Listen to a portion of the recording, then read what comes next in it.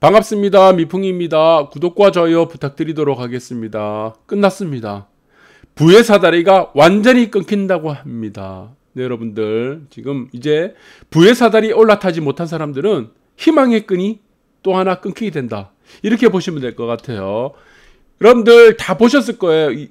이 영화 친구라는 영화, 유호성, 장동건 주연의 이 친구라는 영화 중에 명대사가 있습니다. 그 명대사가 무엇이냐 이거죠. 여기 이제 깡패, 여기 이제 두목입니다. 두목인데 장동건한테 물어봅니다. 니 의리가 뭔 줄 아나?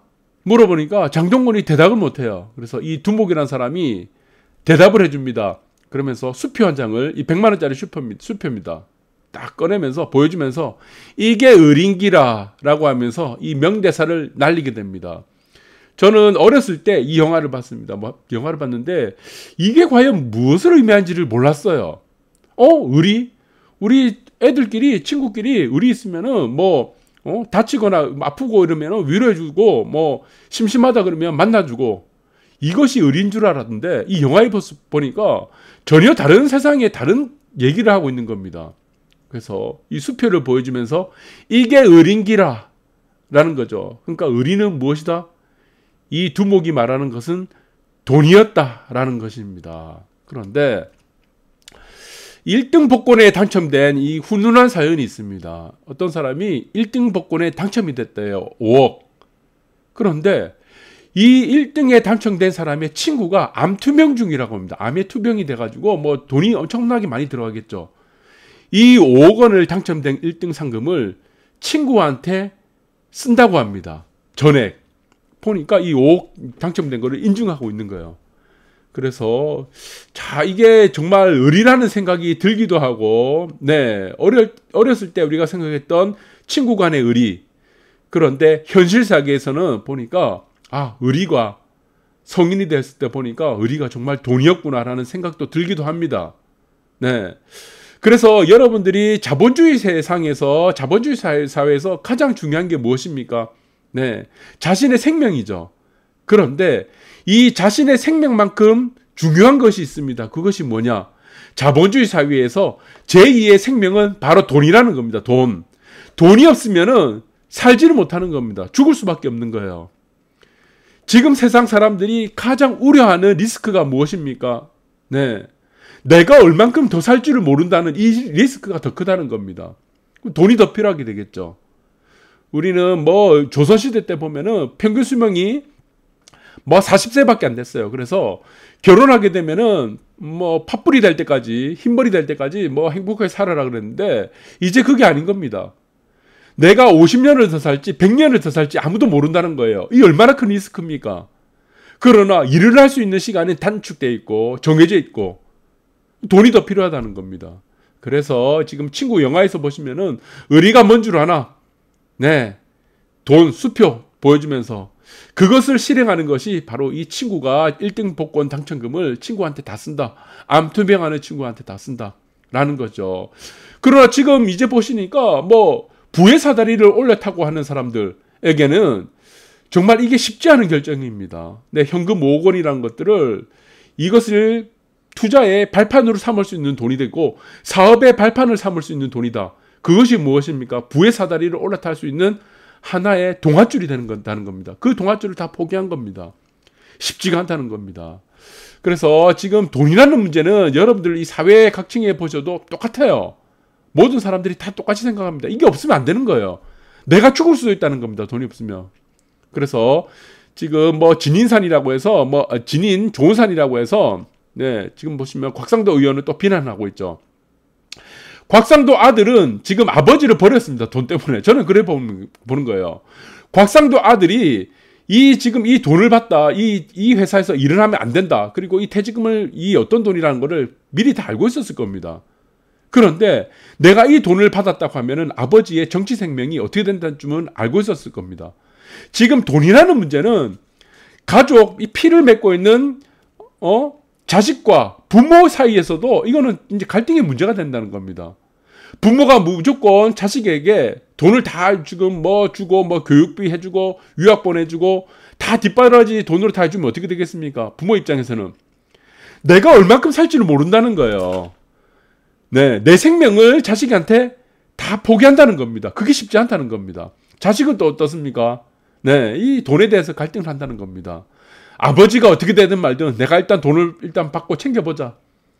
저는 그 문제라고 보고 있습니다. 그리고 박영수도 마찬가지입니다. 지금 대검. 네, 딸의 대장동 아파트 정상 분양이고 특기 없었다고 얘기하는데 지금 시대가 어떤 시대가 되었습니까? 네, 아파트로 사람의 옳고 그름을 따지는 시대가 됐다는 겁니다. 아파트가 없으면 이 부의 사다리를 올라탈 수 없다는 이 절망감이 지금 다 지금 뭐 아버지가 어떻게 되든 딸이 어떻게 되든 네? 딸이고 자식이고 아들이고 이 문제 서로가 지금 어떻습니까? 네, 각자 살자는 거예요, 전부 다. 그렇죠. 그래서 한국적인 사회는 우리가 다른 나라하고 좀 다릅니다. 일본의 사회는 어떻습니까? 맨날 지진 나잖아요. 그리고 뭐 20년 전에는 20년 후에 무슨 일본이 뭐 빙하가 녹아서 물에 잠긴다고 했는데 물에 잠기고 있습니까? 그러면서 일본 사람들은 땅에 대해서 집착이 굉장히 강하죠. 그래서 건물에 대한 집착이라든가 집에 대한 아파트에 대한 맨션에 대한 집착이 별로 없습니다. 일본은. 왜? 맨날 지진 나서 무너지고 하니까. 땅에 대한 집착이 굉장히 강한 겁니다. 그러나 우리나라 사람은 어떻습니까? 네, 국토의 대부분이 산이에요. 그래서 거주지로서 주택으로서의 어떤 가치가 있는 땅이 굉장히 협소합니다. 그러면서 인구 밀도가 굉장히 높습니다. 우리나라가 10위권 안에 드는 인구 밀도를 가지고 있는 나라예요. 그래서 살만한 집이 많이 없다는 겁니다. 그래서 이 우리나라의 부동산적인 측면에서 그러니까 경제적 측면에서 보면은 삼국시대 우리 보시면 삼국사기에도 나와 있잖아요. 집입니다. 집. 그 다음이 2순위가 땅이고 그 다음이 2순위, 3순위가 뭡니까? 상업용 부동산이에요. 순서가 항상 그래 됐습니다. 5,000년 동안 그래 된 거예요. 네, 국토의 7, 80% 이상이 대부분이 산으로 이루어졌기 때문에 집에 대해서 우리는 선조 때부터 집착을 할 수밖에 없었다. 그것이 변하지 않는다는 겁니다. 그래서 집도 마찬가지다. 옳고 그름의 기준이 도덕적 기준은 집이 된 시대는 이미 5,000년 전부터 있었습니다. 여러분들 이게 뭐 갑자기 뭐 코로나 때문에 이래 된 것이 아니다는 겁니다. 그래서 부의 사다리를 올라타는 가장 첫 번째가 한국적 사회에서는 네, 바로 집이죠. 집이라는 자산. 거주로서의 우리가 활용도도 있지만 우리는 5,000년 동안 집은 자산으로서의 우위를 점하는 가장 1순위였다는 것이다. 그것을 최근 동안 젊은이들이 방관했다는 겁니다. 뭐 욜로족이라 해서 네, 다 내팽겨쳤죠. 그러나 그 근본은 변하지 않습니다. 네, 근본 없는 사람들이 집을 내팽겨쳤죠. 집은 안 사도 된다. 그러나 근본 있는 사람들은 항상 내가 살 집 하나는 반드시 갖고 있었다라는 부분입니다. 그래서 고승범 뭐 금융위원장입니다. 예, 잘 아시죠? 가계대출 총량 규제 내년에도 지속한답니다. 그런데 이 지속한다는 문제가 한층 더 강도가 높아진다는 겁니다. 강도. 네, 세진다는 거예요. 그래서 DSR 40% 규제 조기 확대를 한다는 거죠. 이 내용은 또 무엇입니까? 네, 분양가에 대해서 우리는 대출 총량이 아니었죠. 대출이 시세에 따라서 우리가 잔금 대출해 주는데 이제는 뭐 어떻게 됩니까? 분양가. 그러니까 분양가가 5억인 아파트가 있습니다. 그런데 이 아파트가 10억이 됐어. 그럼 인근 단지하고 비교를 하겠죠. 시세. 그러면은 이 10억에 따라서 우리가 40% 대출해 줬습니다. 그게 이제 아닙니다. 이제는 5억에 따라서 40% 이제 대출해 주는 거예요. 네, 잔금 대출을. 뭐 중도금도 들어갈 거고. 이 기준이 된다는 겁니다. 그러면은 여기서 2억밖에 대출 안 되죠. 그럼 기존에서는 4억까지 대출해 줬는데 2억밖에 안 된다. 어떻게 되겠습니까? 부의 사다리를 올라탈 수 없다는 겁니다. 아파트 분양을 이제 못 받는 거예요. 그렇게 되면은 당연히 어떻게 되겠습니까? 현금 부자들이 살 수 있는 아파트가 되고 현금 부자들이 살 수 있는 아파트가 아닌 곳은 다 미분양이 된다는 겁니다. 여러분들 제가 계속 꾸준하게 말씀드린 것이 무엇입니까? 아파트끼리 경쟁한다고 그랬죠. 아파트끼리. 왜 아파트끼리 경쟁을 하게 됩니까? 이게 구조적인 이유 때문입니다. 네, 앞으로 지금 이 구조적인 문제 그리고 대출에 대한 정책적인 문제들 때문에 DSR 40% 규제 확산되고 아파트들끼리 경쟁이 된다. 그래서 이것도 분양시장은 완전히 판도가 바뀝니다.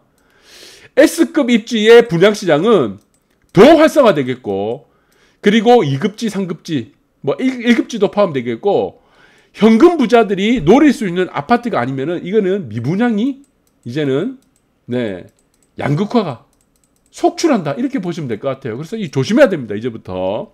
네. 그래서 총량 규제 올해 금융위원장입니다. 고승범 위에 사진에 있습니다. 6%에서 내년 이제 4%가 된다고 합니다. 이미 지금 전 금융권은요 4% 다 돌파됐어요. 전 금융권 지금 대충 보면 5% 후반 정도가 되어 있죠. 그럼 이제 총량 규제가 6%까지니까.